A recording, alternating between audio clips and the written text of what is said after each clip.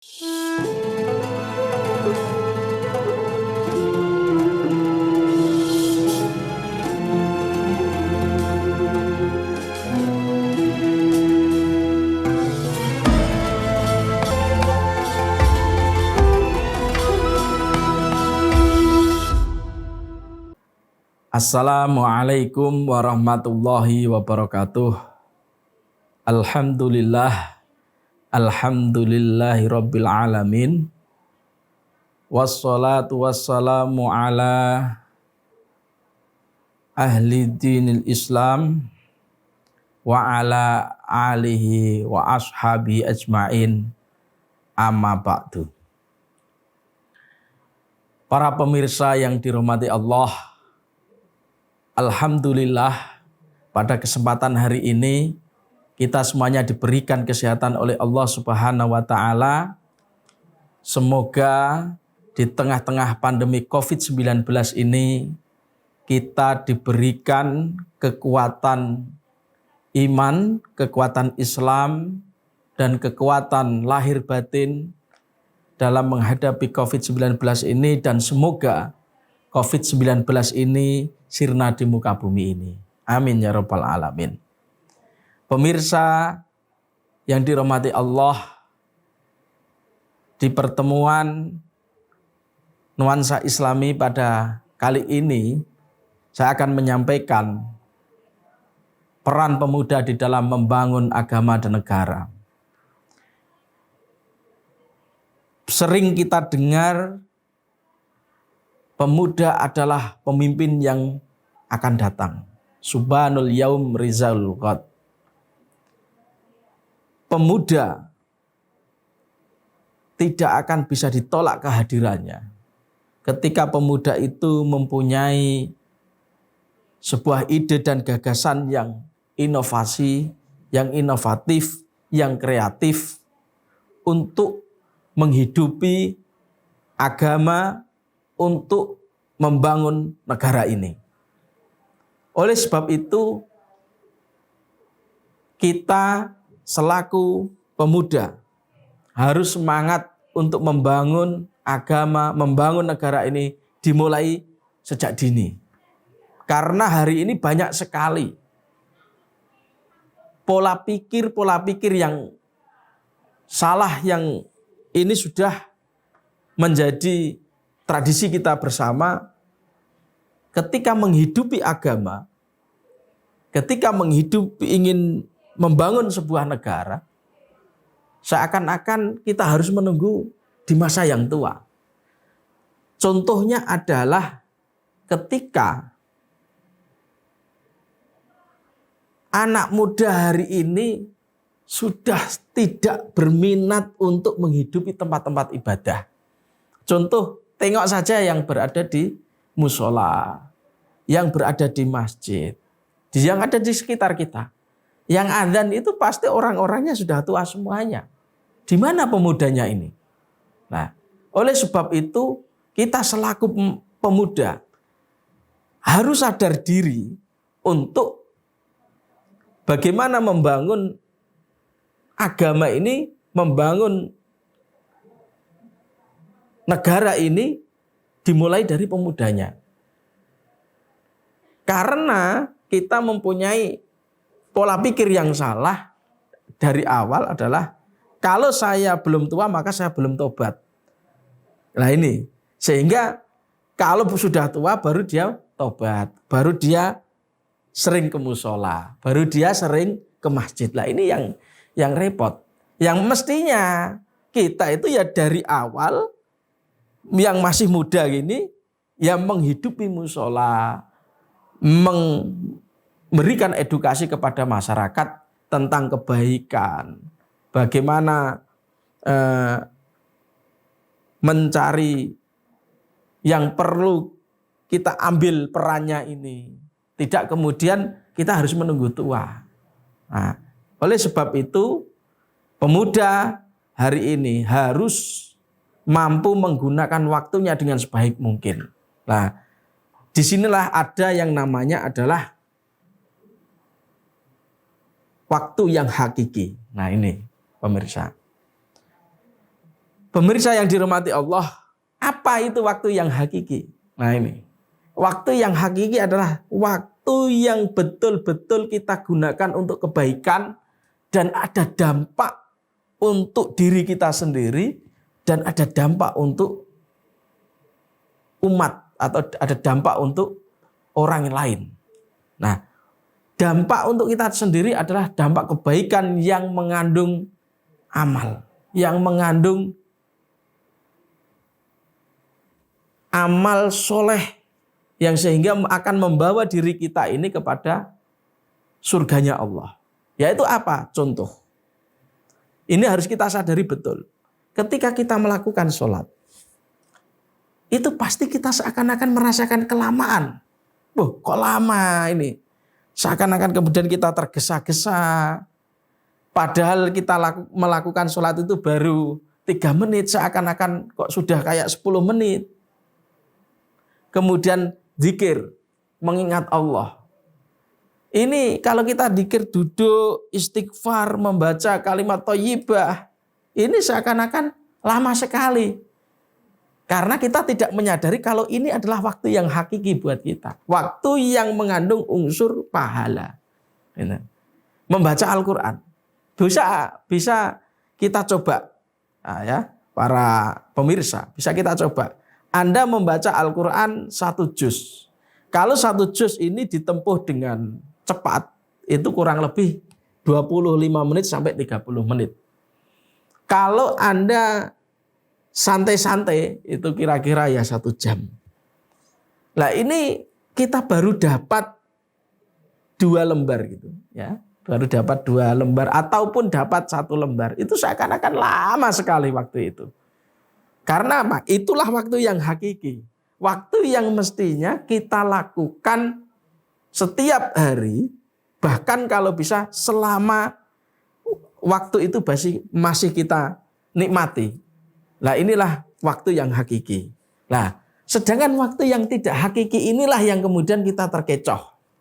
Ya pemirsa, kita terkecoh ke waktu yang tidak hakiki. Contoh adalah kita sering sekali di depan HP, kemudian kita melakukan scroll ingin belanja online di Shopee atau melihat bermain medsos, Facebook, mulai WhatsApp, Instagram. Nah ini kita tidak terasa. Ternyata kita bermain HP itu mulai jam 8 sampai jam 10. Itu tidak terasa. Karena itu tidak waktu yang hakiki gitu loh. Karena waktu yang hakiki itu ada bisikan-bisikan, di mana bisikan-bisikan itu ya tadi.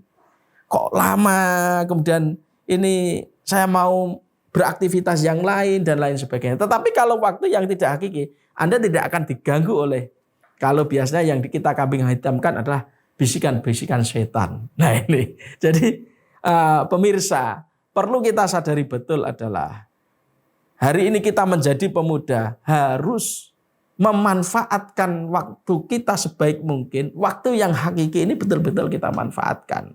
Biar kita melakukan apapun, membangun agama, membangun bangsa itu tidak harus menunggu tua. Jadi masih muda ini, masih energiknya, kekuatan energiknya, power untuk beraktivitas di dalam membangun agama dan membangun bangsa ini.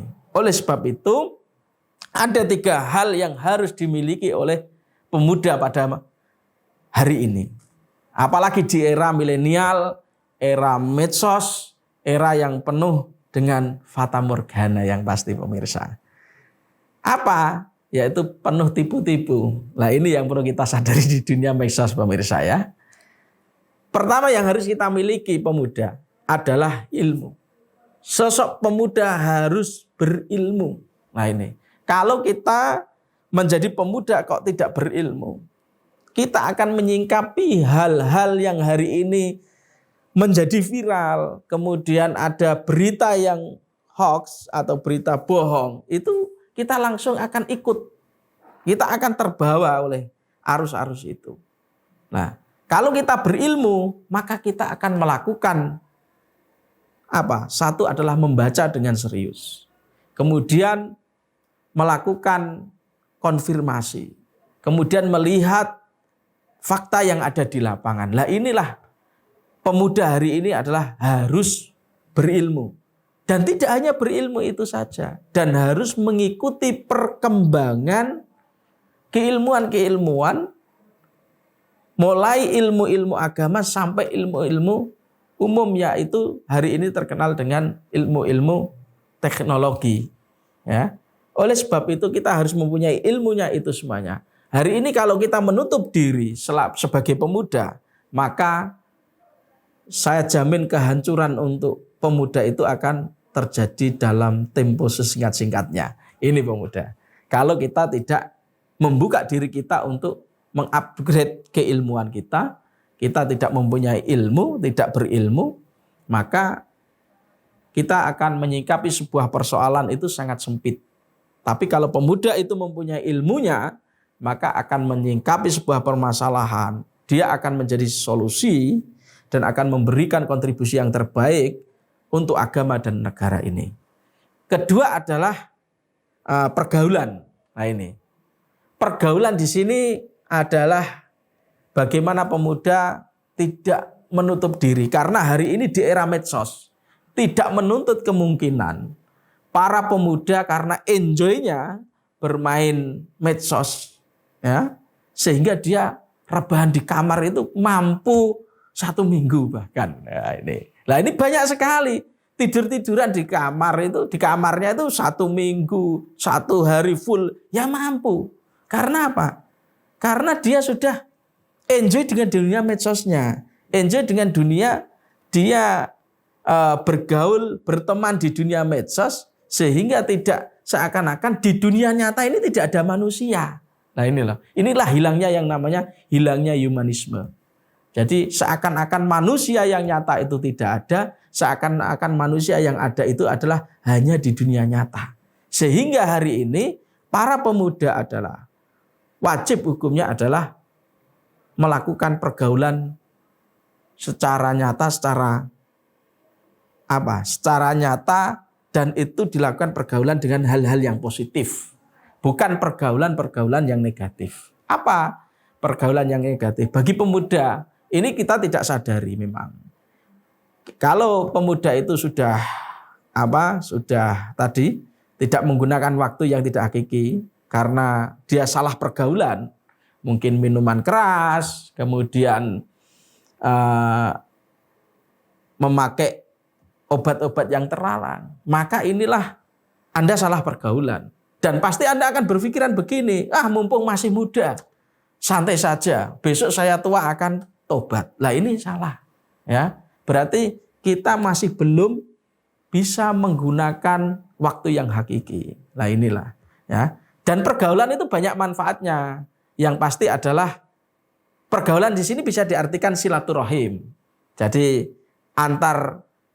hari ini pemuda cah nom saiki antar warung kopi. Nah, jadi antar pemuda silaturahim antar warung kopi. Apa yang dibahas? Yang dibahas ya bagaimana membangun agama, bagaimana memberikan kontribusi terbaik untuk agama Islam, bagaimana memberikan kontribusi terbaik untuk negara ini. Dengan apa? Kegiatan-kegiatan yang positif.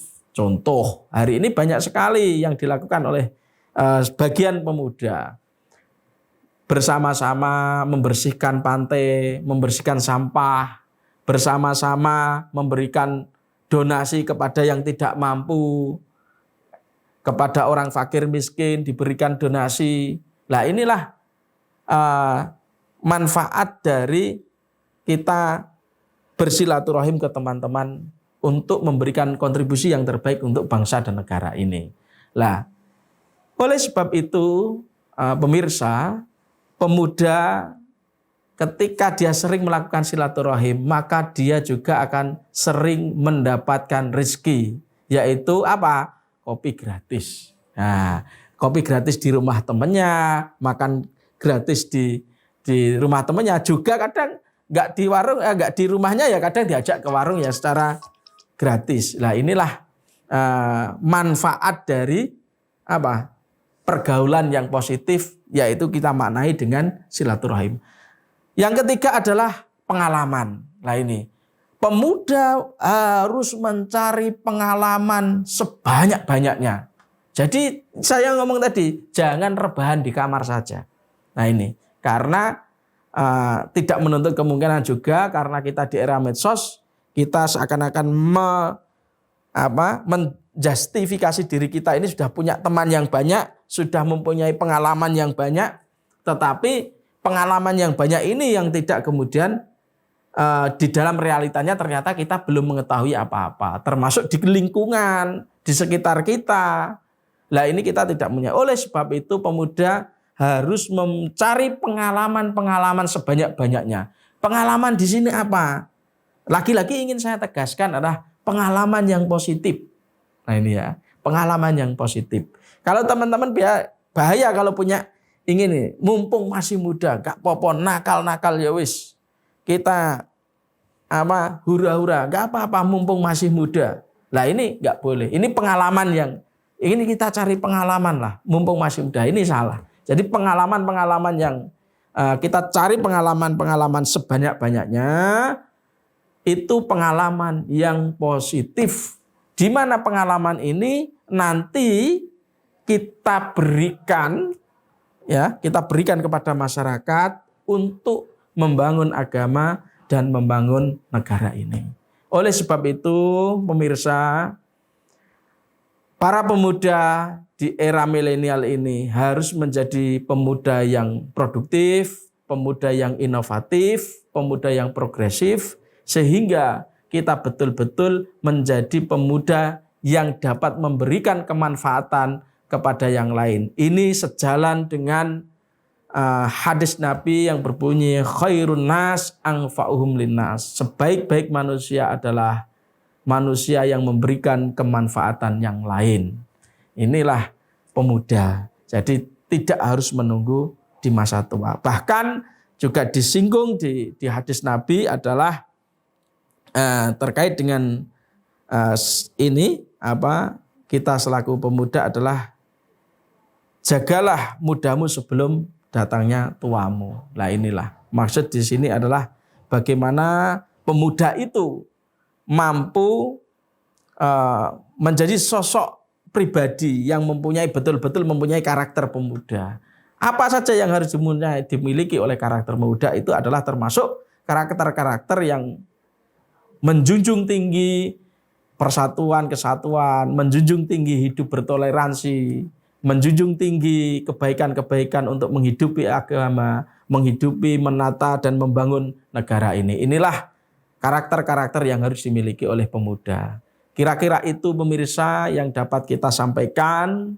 Semoga kita selaku orang tua, selaku pemuda dapat memberikan kontribusi kita kepada agama ini, kontribusi kita kepada negara ini dengan sebaik-baik mungkin. Sehingga apa yang kita lakukan ini betul-betul memberikan kemanfaatan, dan kemanfaatan inilah yang nantinya bisa kita ambil dan bisa kita nikmati besok ketika kita berada di alam barzah yang kemudian kita akan menikmati, yaitu surganya Allah Subhanahu wa ta'ala. Amin ya rabbal alamin. Demikian pemirsa, mohon maaf sampai ketemu waktu yang akan datang, sampai ketemu di lain waktu. Semoga kita semuanya terus diberikan kesehatan, diberikan lancar rezekinya, dan diberikan kesabaran di dalam menjalani kehidupan ini. Dan semoga kita selalu dalam lindungan Allah dan ridha Allah Subhanahu wa ta'ala. Cukup sekian. Wallahu muwaffiq ila aqwamit thoriq. Wassalamualaikum warahmatullahi wabarakatuh.